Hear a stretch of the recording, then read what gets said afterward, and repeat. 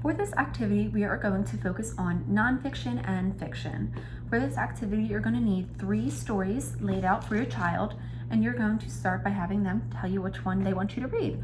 So for example, if I pick up this story, this is going to be a fiction story, which means we call it fake. You would read the story with your child. Every few pages, you just want to stop and ask them a comprehension question. A comprehension question is when we focus on what we are reading. For example, if you stop a couple pages in, you say, what do you think is going to happen next? This is a great prediction question, and children love making predictions in stories. Another comprehension could be, why do you think the character is feeling this way? Or how do you think he is going to get there? You just want to ask questions about the story or why the character might be doing something, just to get them thinking and really keep them engaged. Again, students love making predictions, and this is a great way to have them see if their prediction is right, prediction is wrong, and they just love to keep reading because they want to see if their prediction is correct. When focusing on a nonfiction, which we call not fake, there's a couple different things that I like to do while reading the stories with them.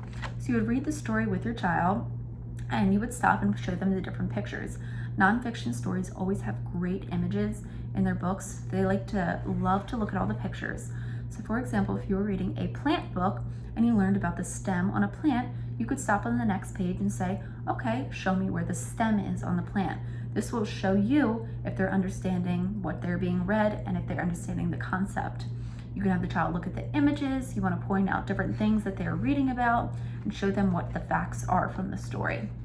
After you read your 2 to 3 books, you'll have them all displayed out in front of you on the ground, and you could tell the child, okay, now that we've read our stories, we're going to focus on what nonfiction is and what fiction is.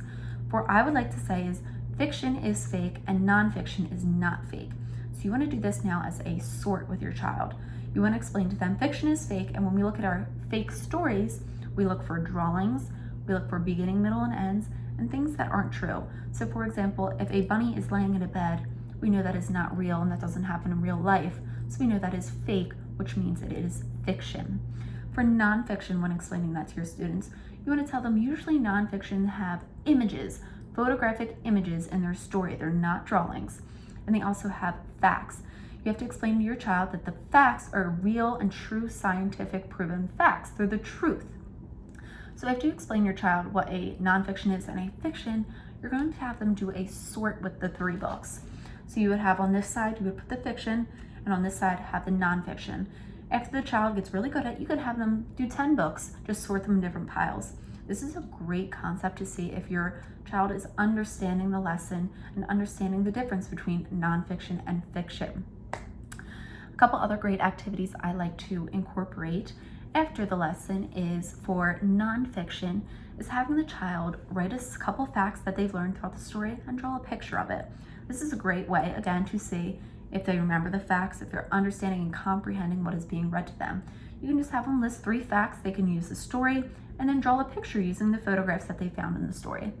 When focusing on fiction, which we call fake, you could do a couple of different lessons with your child. For example, you can have the child write the beginning, the middle, and the end of the story. They can use the story to help them write these sentences, but really you just want to have them write the beginning, middle, and end.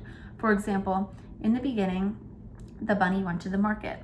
In the middle, the bunny came home from the market and put the food away. And at the end, you could say, the bunny went to bed. This is just a great way to see if your child is understanding what the beginning of the book is, the middle, and the end.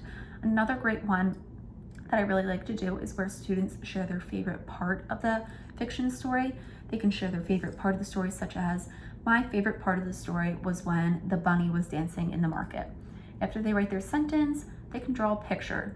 Again, this is now including a writing piece, so you can check if your student is able to use their spacing, capital letters, lowercase letters, punctuation, and then they have fun by drawing a picture.